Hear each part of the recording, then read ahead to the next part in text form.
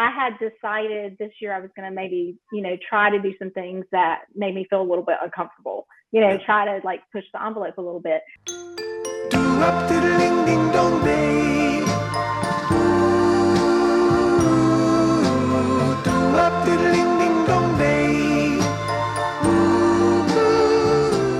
We welcome you to TWI Interviews. I'm your host, Ike, along with David Big D3 Youngs. We have special guest, Laura Fox, who has coined the Tennis Fox. Laura, how are you doing today? Hi, good. Thank you. Thanks for having me. I first found your reels kind of when I was scrolling and whatnot, and one of them popped up and it was titled, "When Your Outfit is Better Than Your Game." So I kind of want to ask, whose game do you think is better between David and myself with our outfits here? Oh gosh, you're putting me on the spot. Oh, I like the color and David's, but I kind of like the pattern on yours better, Ike. Sorry. I will say mine has bananas on it. I got it when I was abroad in college. Bananas, potassium, great for cramping in tennis. So I think I got to win that. But all jokes aside, Laura, you've established yourself as a massive tennis influencer. You've grown so much over the last year and a half. I think kind of since you started. But how'd you get introduced to tennis, and then also social media and kind of influence in tennis? Oh, okay. Tennis, I didn't start playing until later in life, in my late 30s, and fell in love with it right away. I mean, I just randomly picked it up. My husband's a big golfer, and we were looking at joining a country club. And so I thought, well, maybe I should try tennis. I honestly don't know why. I just said, let me try it. I took a lesson or two, and then I went to tour a country club and did a clinic. And it was like, the pro was so good. Like, I'd only had 2 lessons. He on forehand. That's all I had ever hit. In that clinic, he had me doing volleys, overheads, all kinds of stuff, which really got me excited. So I've been playing since then. And for social media, that's just kind of like, that was random. My husband and I were kind of talking about, we have horrible, well, I shouldn't say horrible, but the tennis stores here do not carry a lot of great tennis outfits. It's mostly just like rackets and stringing. That's really what they're for. And I said, we need like a clothing store here that really has good stuff. So we talked about maybe opening something. And then he's like, well, maybe try Instagram first and see if you can get any traction, like people really interested. So the page first started, like I was just, my 12-year-old was taking photos of me in my outfits, and I was just post. I had never even been on Instagram before at all. I didn't have an account, personal account. I had never scrolled. I didn't know anything really about it. So I had to Google everything and learn the ins and outs of Instagram. So it started like that. And then, the reels started getting real popular a couple months later with the voiceovers, and a friend said, I should try that. And the first one I did was a really big hit amongst my friends. So they're like, you got to keep doing that. That was last week. Let's move on. Chapter 2. Can we please do that? And that's really kind of what has helped grow my page, are the voiceovers that I've done that I've related back to tennis. So now it's not, the idea for opening a tennis store is like, things have changed so much just in this. I just finished a full year last year on Instagram. And now it's like, I have so many people just sending me stuff, wanting to pay me to like wear their outfits on my Instagram page. So it's kind of like, I'm just moving in that direction now instead. Yeah. And when you're kind of first starting, kind of getting onto social media, there's a lot of obstacles, and a lot of them, for me at least, were internal, where what are people going to think about what I'm posting? What's the feedback going to be? And it's almost more challenging kind of to get past that fact. Have you ever had any challenges or issues kind of like getting over that hump of like, hey, what are people going to think about this? Or were you just like full go right away? I think at first, it's always was cringy. Like, you press that post button. Sometimes you're like, oh, I don't know. And then it's like, I just have to go ahead and post and just get over it, And I think that I was very lucky. I had a lot of really good friends here in Charlotte that started following me right away and gave me so much support. I mean, anytime I would post something, I think they were so excited for me to do something like this. So they really rallied around me and gave me a lot of support, which helps when you've got some cheerleaders, right, in your corner telling you what you're doing is good. But then when I started the voiceovers, yeah, I was really, really nervous about those. Like, is this cringy? Luckily, I have a 13-year-old and a 16-year-old. The 16-year-old doesn't really get involved, but the 13-year-old, he'll tell me. Like, if I'm ever questioning if it's a horrible video, I send it to him first, and he'll tell me straight up. So he's a good litmus test. Yeah. No, that's great to have in your corner. And I think one thing, Laura, with your videos is, the tennis community is very much, I would say even more so than other sports, very tight-knit. Some of that I think comes because there aren't as many people that play tennis as there are maybe basketball, but also tennis draws a lot of like-minded people. And I think that reflects in your videos. Like, even I was watching one that was, getting lunch with your doubles partner. Whoever brings up the match first has to pay.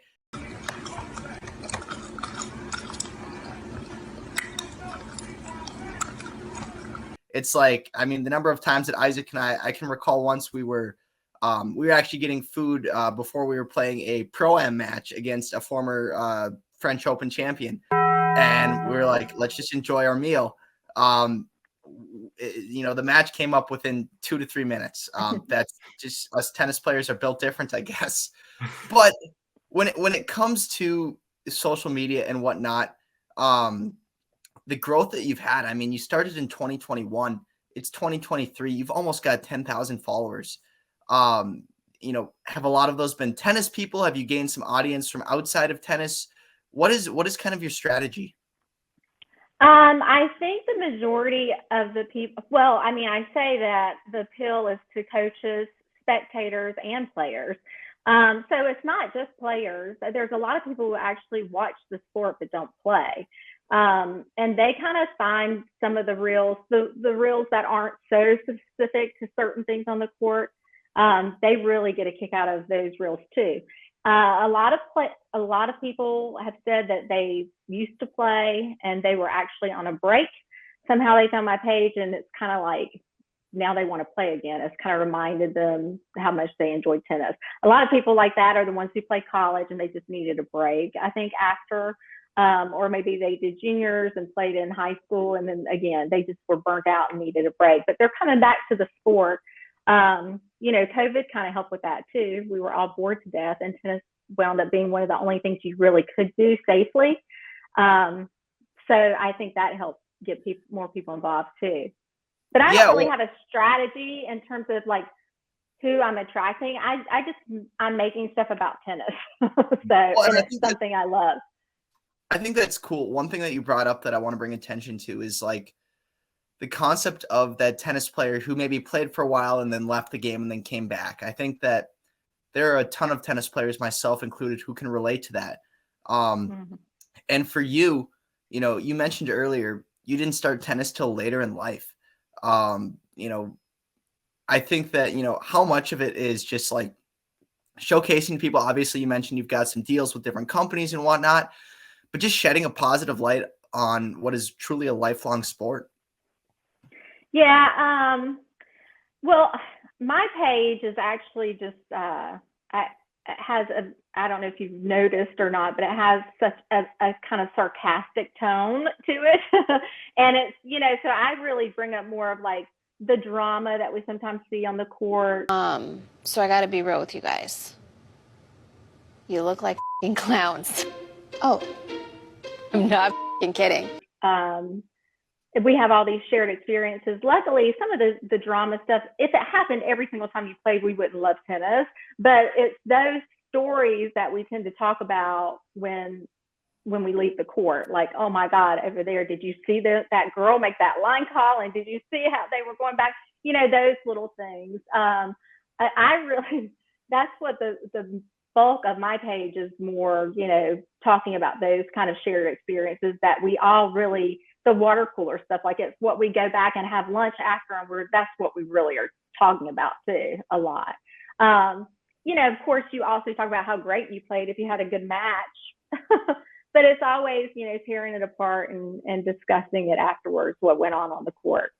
Right. And it seems like during matches and stuff, there's always something that's going to happen. Some sort of drama unfolds, or your opponent makes a bad call, and tennis is a sport of integrity. So it's like it immediately creates a little bit of tension. But then once you kind of get off the court, it kind of just, flows off, whatnot. But so you're looking at professional tennis and stuff like that, like Nick Kyrgios. He provides a ton of drama and stuff like that. Is there any other players or anything like that you really like because of the drama, or who are your favorite players in, pro tennis, or do you follow it much? I do. I started watching religiously a couple years after playing. And so at that time, my favorites were Serena and Roger. I mean, I was never going to miss a match. Since, Serena hasn't played very much since she had her baby. So, that's, has been disappointing as a fan not to be able to watch her play and look forward to her in the tournaments. And then, of course, Roger, this past year really didn't play. And now they're both gone from the sport, they say. So, yeah, it's been hard. I don't have any, favorites now. I have a lot of players that I like to watch play, but I wouldn't say that there's someone that I'm just like a Serena or Roger that like we were talking about this the other night on one of my lives, the Australian Open. Here, you got to get up at 3 a.m. to watch that match. In the past, I would have set that alarm if Serena was playing. And that just wasn't the appeal this year. There wasn't really anyone that I was going to get up for. I hate to say that. I mean, I love the players. There's some great players, but it's just not the same for me. Yeah. And she's got the drama too. I mean, that come on and everything, you can't help but get excited when she goes there. Yeah. Is there a particular tournament that you really like? Obviously the Australians kind of, ways away, so it's super difficult to watch, but is there a tournament that you really, really like to watch or, stay in tune with? I mean, I really watch a lot of tennis. I mean, I have every tennis app you can think of. I've got the ESPN Live, and so I can watch stuff on demand. So that's where I kind of pick and choose who I'm going to watch. I've got the Tennis Channel. I've got some other Tennis One. I don't even know the name of it. So I have everything. I would say, obviously, I love to watch Wimbledon and the U.S. Open, but I like going to smaller tournaments like the Atlanta Open. It's, when you go to those smaller tournaments, you really get up close to the players. Charleston Open, those tournaments, and you get to really see them up close and personal. I love those, going to those and actually seeing them live. I think that's one of the unique things about tennis, Laura, is let's say you go to an NFL game or a Major League Baseball game. You don't necessarily get the access to the top level players like you do at a smaller tournament, like at Charleston or Atlanta or Dallas, which just took place. Right. It's like those players that are playing there, they're going to be playing in the U.S. Open and Wimbledon and the French and the Aussie. But you get to see them at just an up and close level. Yeah. Have you interacted much with any of them, or do you have tournaments that you've been to? Any favorite stories? I mean, no, not really. I have not okay. been lucky enough yet to actually sit down and hang out with the players. Like I said, the Atlanta Open, I mean, it's in all of those smaller places that you mentioned, except Dallas Open is really small. I didn't realize that's really tiny. You are seeing top 10 players and you feel like you can reach out and touch them. Seeing Kyrgios, we watched him on a warm-up court, and I mean, literally, he was right there. It was crazy. And it's just insane to see that up close. The Fed Cup, seeing the women, I don't know, and I was just talking to someone about this the other day, another girl, because we have at Lifetime, we were talking earlier about Lifetime, where I'm at, the college teams play there. So when you watch those women play, it's holy, they can really hit. You just don't really realize it from you see it in person, you get it. Fed Cup, I sat behind the service line and watching Danielle Collins rip the ball. I mean, it was insane to actually see that up close and personal. So I love going to those smaller tournaments. I think they're great. Yeah. And you They do a mentioned good job. you mentioned the Atlanta Open, and correct me if I'm wrong, but did you have some sort of like a sponsorship or something, like a kind of like a deal with them at one point to kind of show content? Yeah, so they contacted me to do. They have a ladies' day, and they originally wanted me to do a reel to promote ladies' day. But apparently those tickets sold out really quickly, and so they changed it and just had me do like a general reel for promoting the Atlanta Open. And yeah, that was great. I mean, and they did give me tickets, and I went down there. But I was already planning to go. We went a couple of times to the Atlanta Open that year. Yeah.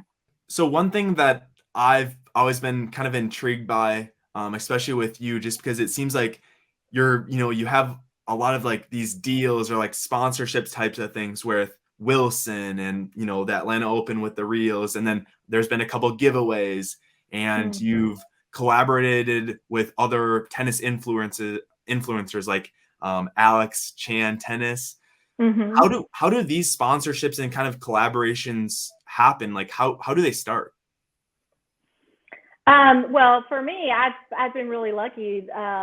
They DM me or email me, and they just say we want to work with you. Like Wilson. I get asked a lot about Wilson, obviously. I don't know, they typically work with coaches and junior players and that kind of thing, but they do have a division that's for influencers. But even their influencers, I think that I'm maybe the only one who is like a rec league player and doesn't coach or do anything else. So that was shocking, really. And they DM me, said, would you be interested in working with us? And I'm like, sure. And then they emailed me back and forth, and I was able to work with them last year, and that was amazing. I think that partnership really brought a lot of these other opportunities to me also. That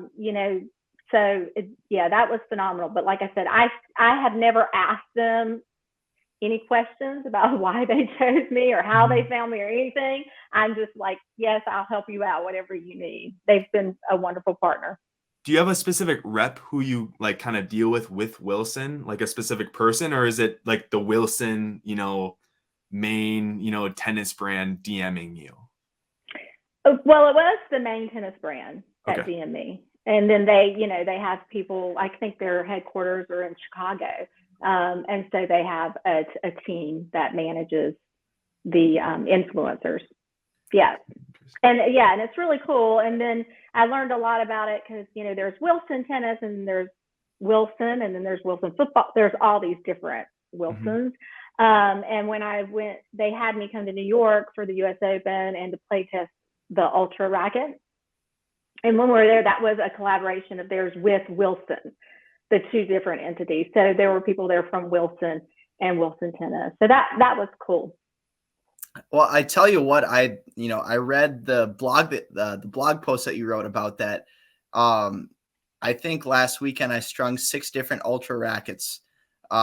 People love them, but I want to bring up, you mentioned the fact that you're a rec league tennis player. You play some league and whatnot, but you're not on the WTA tour. And I think that's really cool that, you've got a voice for people, for lack of a better term, like the normal population, like us, where it's like tennis is a sport that, it isn't just for, it's something that even, like let's say football, for example, you play football, maybe you play through college. If you're not playing professionally, you're done. Tennis is something that you can truly play until you get, for the rest of your life. Yeah. Yeah, absolutely. And we really are the consumers, right? So it was, I think, smart of Wilson to bring me in, because I do relate so much to a lot of the consumers who play tennis, like, myself. And I think that they enjoy, a lot of, I get so many DMs, people are just so excited that someone like myself is sponsored by Wilson. Yeah. So what what does a sponsorship like that entail? Is that like a paid sponsorship, or are they just sending you kind of like attire and stuff like that, or like how does that work? Well, I mean, there's a lot of different. That is complicated because it depends on different platforms and things like that, and I can't go too into detail about Sure. like contractual stuff. Yeah. But I do know, like originally for the sponsorship with Wilson, it was I'm contractually obligated, which I think is hilarious. I love saying that because before I even started Instagram, I wore a lot of Nike, and my friends they'd be like, "Oh my God, Laura's contractually obligated to wear Nike," like it was a joke. And so it's funny that then I got this contract with Wilson that says you're contractually obligated to only use Wilson, only use their rackets, only use their string, only use their grips, only use their balls, and only use their bags. Everything else is fine. Like you just can't use any other competitors' stuff like that. And because those products I'm contractually obligated to use, they send me all of that stuff for free. Yeah. So like last year, I mean, I think I got 8 rackets from them, which is insane. And I mean, obviously shoes and outfits and stuff too. That was all kind of extra because I don't actually have to wear that stuff, but it was, hey, we want you to kind of promote this or whatever. So, but yeah, but their contracts are different for everyone. Some stuff is gifted. Sometimes they will pay for a promotion, depending on the sites and if you're doing it with Wilson or Wilson Tennis. So it's a little bit of both. Yeah. Or it can be, yeah. So you've also done, like I said before, some collaboration stuff with some other social media influencers. Are those people who are located in your specific area, or are those also kind of DMs and then you kind of start, a relationship that way? Yeah, most of the time they're DMs, people saying, hey, do you want to collab? Collaborations are awesome with growing your page. When you collab, you're getting in front of their followers as well. You have a similar niche, so it's likely that their followers are going to maybe come follow you. So collabs are really good way to grow. I've just recently met a couple of people in Charlotte that are influencers, and so we've done a couple, like the real with the eating in the restaurant.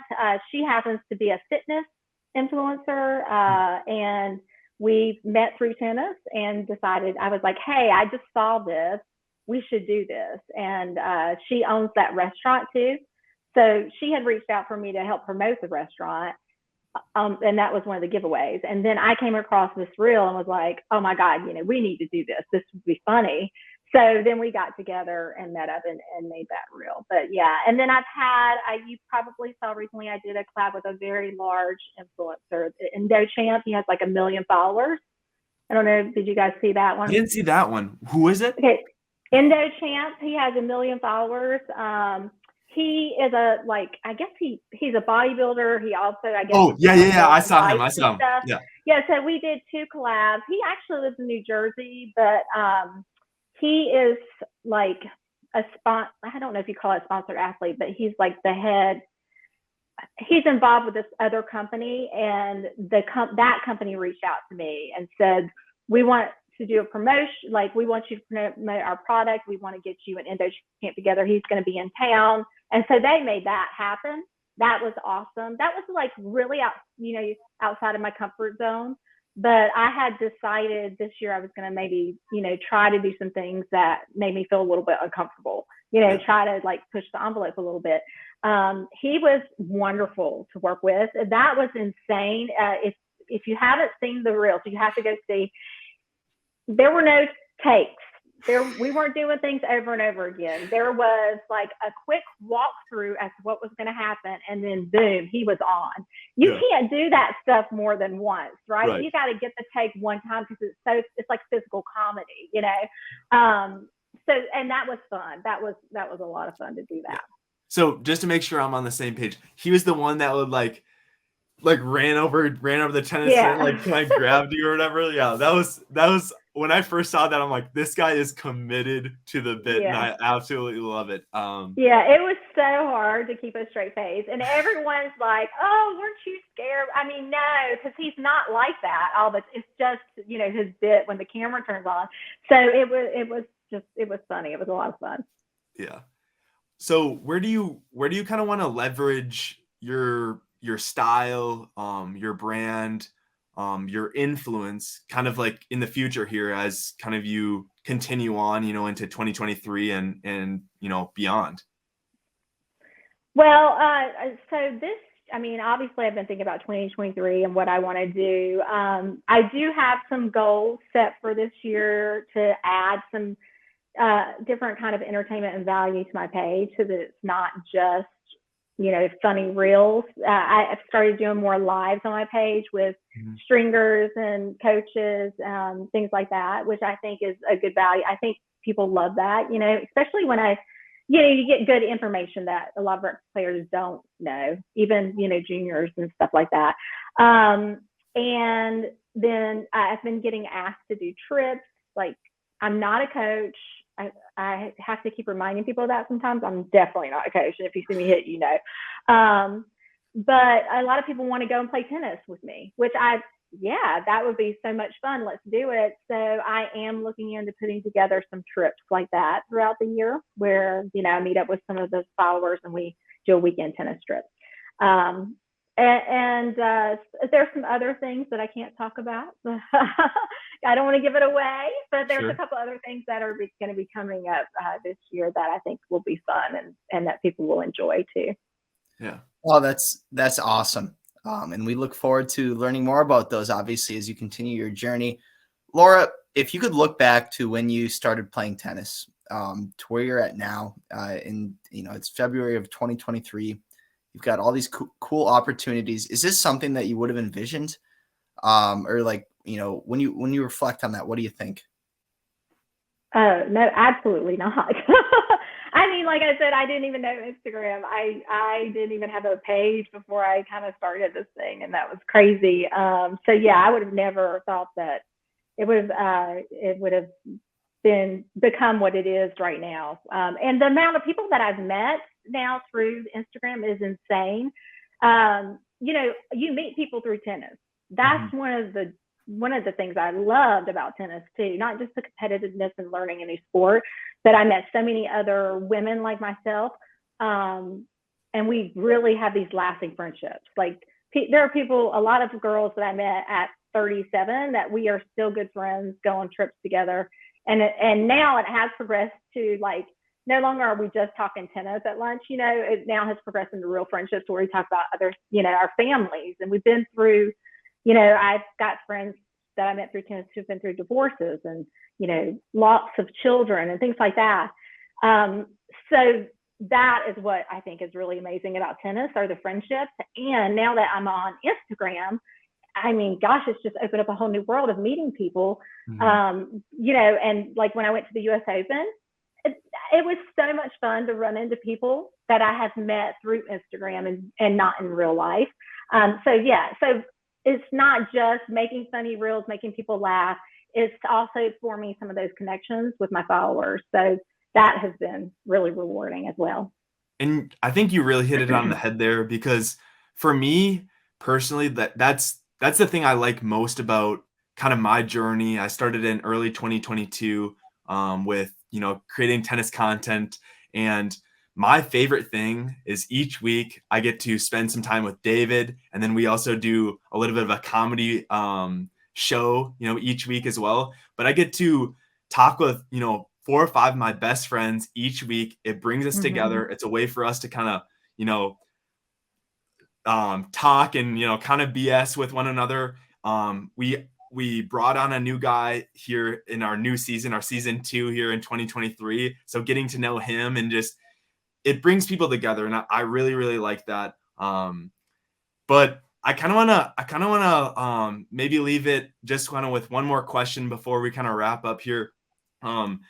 I really appreciate you, joining us here and your time, whatnot, Laura. And I hope we can eventually, maybe in person do some sort of a collaboration in the future. But is there anything that you're, super excited about, kind of in the next steps of your tennis content career or anything like that? Your See, you're really trying to pull that out of me, aren't you? The stuff that I feel like I just can't say. Yeah, no worries. Let's just say there might be some stuff coming up that along the lines when you were asking about. I just don't want to jinx anything. I don't know if I want to say anything because I don't want to jinx it. But yes, there'll be some fun stuff. So keep an eye on the page. Will do. And when some of these things unfold, I know you'll be like, ding, ding, ding. That's what she was talking about. So let's continue to manifest and see what happens. Well, I appreciate your time, Laura. Thanks so much for sitting down with David and I wish you the best of luck with, your continued growth and everything like that, and all the success in 2023. We look forward to watching more of your stuff going forward. Thank you. Thank you. I appreciate it. Thanks, guys. Nice to meet both of you. Do up,